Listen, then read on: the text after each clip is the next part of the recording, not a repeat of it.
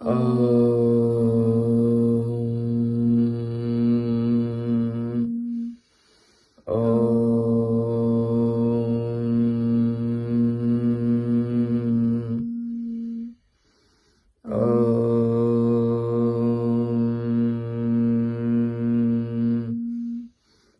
ज्ञानं तिमिराजस्य ज्ञानञ्जनशलाकया चक्षुरुन्मीलितं तस्मै श्रीगुरुवे नमः।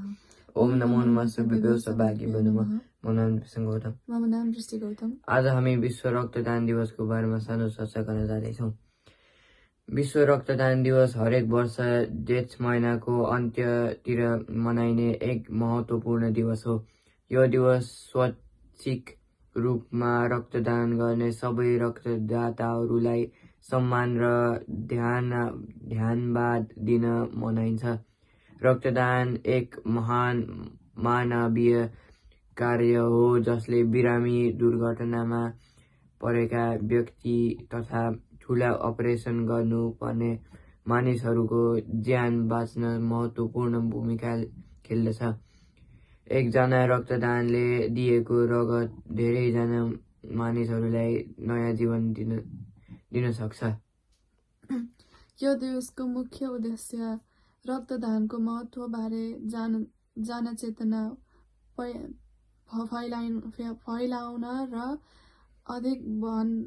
भन्दा अधिक मानिसहरूलाई नियमित रक्तदान गर्न प्रेरित गर्नु हो। अस्पतालहरूमा रगतको आवश्यकता जहिले पनि हुन सक्ने भएकाले स्वस्थ व्यक्तिहरूले समय समयमा रक्तदान गर्नु आवश्यक छ।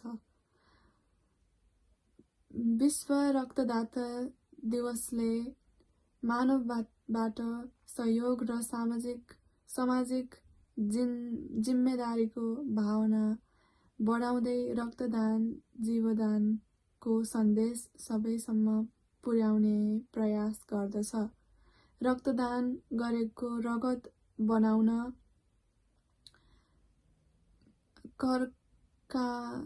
कारखानामा सम्भव नहुने भएकाले यसको महत्त्व झन बढी छ। हजुरहरू सम्पूर्णलाई विश्व रक्तदाता दिवसको शुभकामना। ओम नमो नमः।